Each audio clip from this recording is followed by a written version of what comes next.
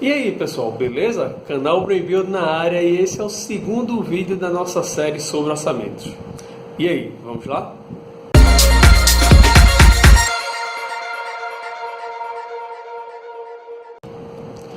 Bem pessoal, como eu falei na introdução, esse é o nosso segundo vídeo da nossa série de orçamentos. Nós já gravamos um primeiro vídeo falando sobre a questão da importância do orçamento no nosso dia a dia, na nossa vida, não só na nossa vida particular, mas assim, de empresas, de estados, de municípios, até de países. A gente falou um pouco sobre a história da moeda e agora a gente vai falar sobre os tipos de orçamento, qual a importância do orçamentista, o que é necessário para a gente fazer um bom orçamento. Então assim, fica ligado que a gente vai trazer muita informação. Eu queria começar, na verdade, gente, lembrando a vocês do nosso desafio. Se a gente chegar a 500 inscritos no final do sexto vídeo, o que é que nós vamos ter? Vamos ter um sétimo vídeo onde eu vou dar macetes, dicas, tudo que é aquilo que eu falo que é especial para o pessoal que faz o curso presencial. Então, se a gente atingir realmente esse número, vai ter esse bônus aí, certo? Mas vamos lá. Existem 4 tipos de orçamento, gente. Existe orçamento do estudo de viabilidade, orçamento do estudo preliminar, orçamento do estudo do projeto básico e orçamento do projeto executivo. E qual a diferença entre eles? A diferença é que do estudo de viabilidade até o projeto executivo tem um grande nível de detalhamento, uma grande variação de detalhamento. Aqui, sem detalhamento nenhum, aqui com o máximo de detalhamento possível. Além disso, a margem de erro também acompanha essa mesma escala, ou seja, quanto menor a quantidade de detalhes, maior a margem de erro. Mas vamos falar sobre cada um separadamente e aí depois a gente amplia um pouco mais essa informação, tá bom assim? Então vamos lá. O orçamento do estudo de viabilidade, como é que ele é feito e para que ele é feito? Bem, ele é feito para o seguinte: quando nós temos uma ideia, por exemplo, vou construir uma casa de praia, ou um prefeito ele quer saber, quanto é que custa a construção de uma creche ou de casas populares, e ele não tem nenhum projeto, não foi feita a elaboração de nada, mas ele precisa dessa ideia para saber muitas vezes quanto vai gastar naquilo ali, se vale a pena gastar naquilo ali. Então o que acontece?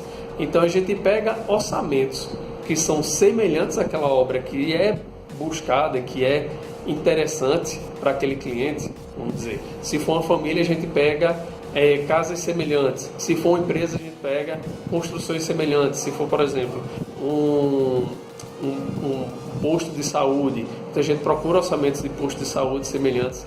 A gente extrai o valor, o custo por metro quadrado dessa construção que já existiu, e aí a gente pode trazer para a nossa realidade, seja com atualização financeira, também baseado na questão de metro quadrado que foi dada na solicitação que foi feita a nós orçamentistas. Então a partir daí a gente tem como elaborar esse custo, digamos assim, dessa edificação.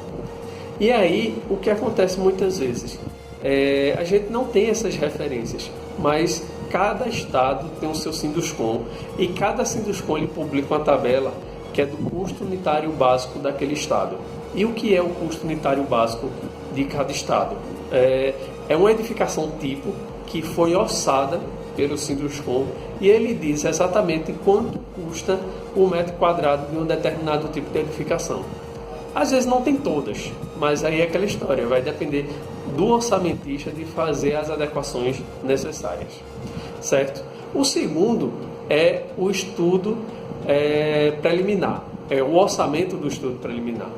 E o que acontece? Ele é uma segunda etapa, ele é uma etapa depois do estudo de viabilidade, ou seja, vamos pegar novamente a ideia da família, a família querendo construir uma casa, vamos botar uma casa de praia.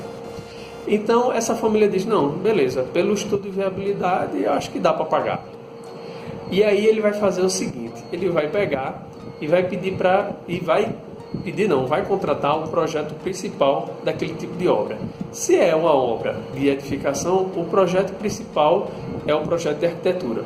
Mas digamos que fosse uma prefeitura querendo fazer uma rua. Então, ele vai fazer um projeto geométrico digamos que seja uma rede coletora de esgotos, então vai ter que fazer o projeto, digamos assim, da tubulação ou algo do tipo. Então, assim, para cada tipo de projeto, de conjunto de projeto, cada tipo de obra, a gente tem um conjunto de projetos ou até um projeto só, que ele é o principal, é o carro-chefe. Bem, gente, aí o que acontece? Nesse momento que a gente tem esse projeto principal, a gente tem como orçar esse projeto principal. Aí é aquela história, a gente vai ter o valor do todo, da obra toda? Não, a gente vai ter só daquela especialidade. Mas como aquela especialidade é a especialidade principal, a partir dela, a gente tem como dimensionar ou extrair o valor das outras. Como? Com a regra de 3 simples. E como é que é feita essa regra de 3 que eu estou dizendo que é simples? Digamos que a gente está fazendo um projeto de uma edificação e a gente pega um projeto de arquitetura e a gente orça esse projeto de arquitetura. O fato de orçar esse projeto de arquitetura, a gente já tem um valor, por exemplo, de 35% a 40% do valor da edificação. 35% a 40% do valor da edificação já é o suficiente para você fazer uma regra de 3 e chegar ao valor dessa edificação por inteiro. Gente, esse valor já é para contratar a obra? Não, ela ainda não é para contratar a obra, mas ela já serve, por exemplo, para você fazer um financiamento. Ela já te dá uma ideia de quanto você vai precisar financiar e que os bancos aceitam essa informação para poder financiar.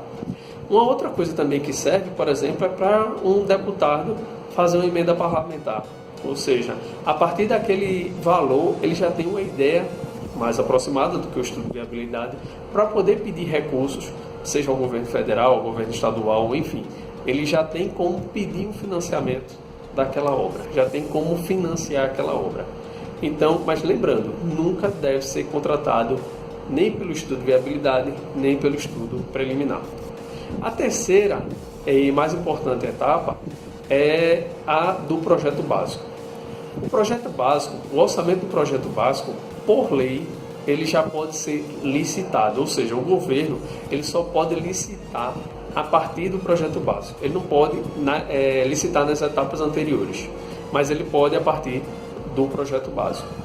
Então, no projeto básico, o que acontece? Nós temos o detalhamento de todas as especialidades. Nós temos projeto de todas as especialidades, ou seja, se for uma edificação, por exemplo, nós temos projeto de arquitetura, projeto de estrutura, projeto de hidráulica, projeto de elétrica e todos os outros complementares que são necessários para você construir uma edificação.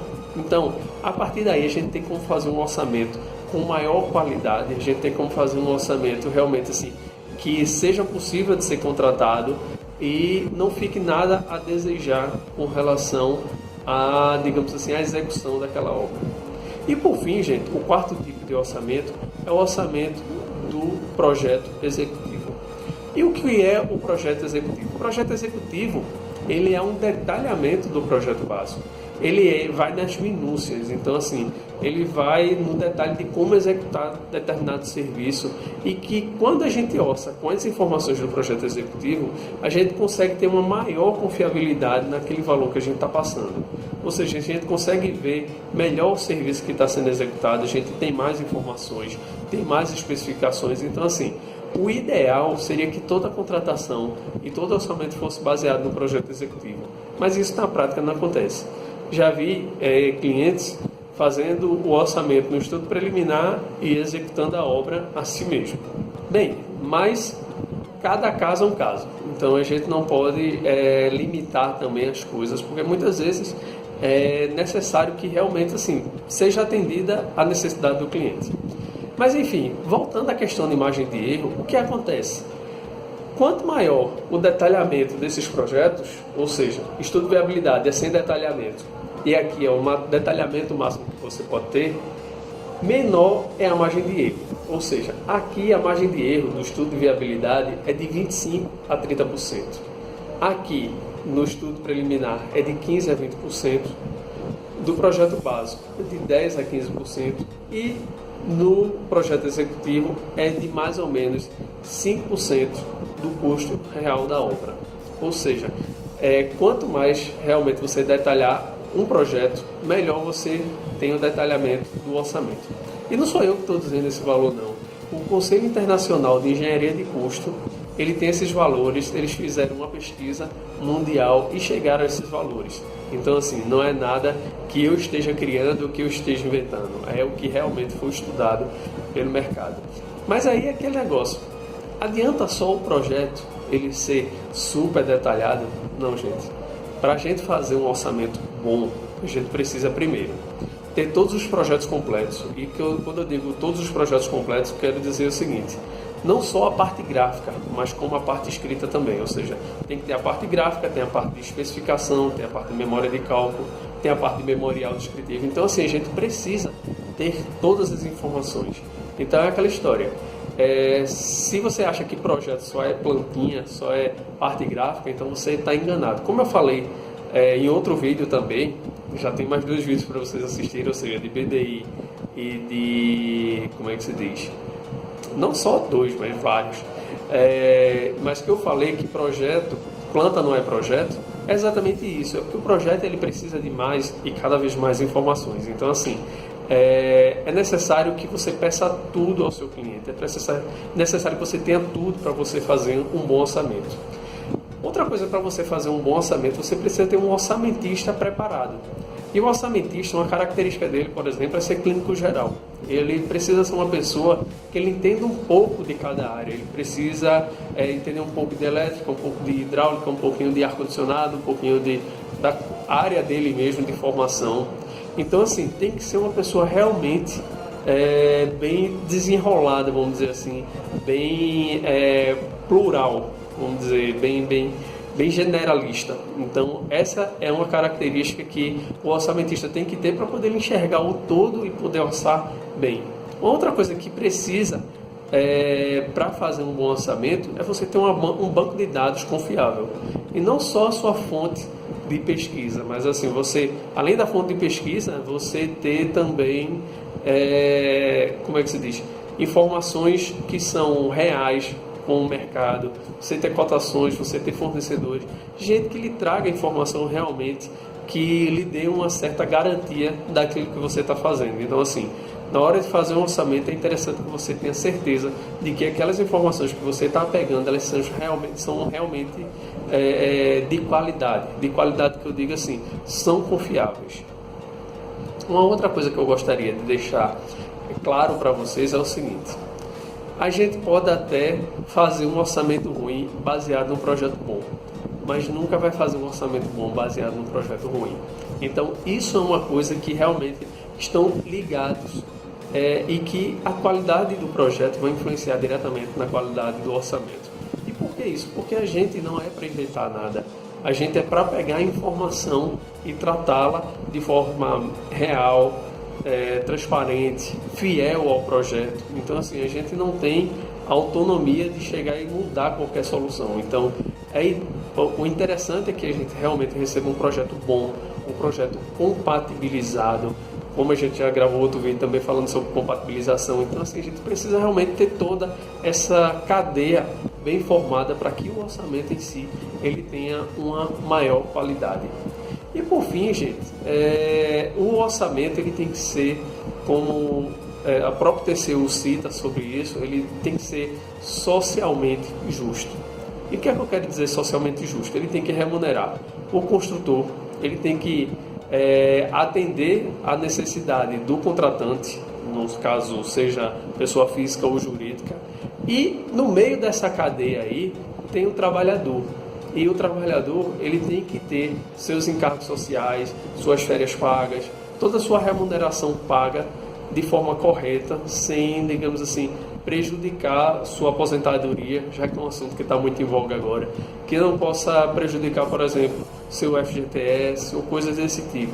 Então, gente, o orçamentista ele tem que pensar nesses 3 lados ao mesmo tempo, para que todos saiam ganhando. Não existe aquele negócio de dizer, não, o construtor é rico, ele tem que bancar algumas coisas. Não, o construtor ele entra com um único só objetivo, ter a margem de lucro dele. E claro, e ter o seu cliente satisfeito. Talvez seriam 2 objetivos nesse caso. Mas assim, não é interessante para um contratante tentar extrair o máximo contratado, porque de repente você extraindo o máximo, ou ele vai abrir mão da qualidade, ou ele vai abrir mão da questão social envolvida. Então, gente, a gente tem que realmente, quando está fazendo orçamento, pensar em todos os lados. Tá bom assim? Esse é o final do nosso segundo vídeo.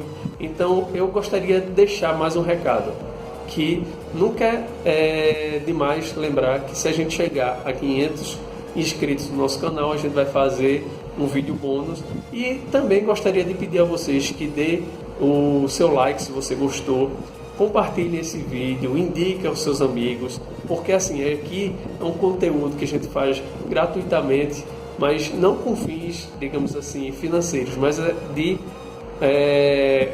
deixar pública e popularizar a informação sobre diversas áreas da engenharia, principalmente em orçamento, que é a minha área do coração. Então assim, compartilha, entre nas nossas redes sociais. Nós temos Instagram, LinkedIn, Facebook, Pinterest, temos Twitter também. E não se esqueça de entrar no nosso site para sempre estar vendo os cursos de nível presencial, assim, tipo presencial. Nós teremos outras formas de curso mais para frente, mas por enquanto nós temos apenas presencial. Tá ok, gente? Então, se inscreve no canal, não se esqueça. Um forte abraço e até o próximo vídeo.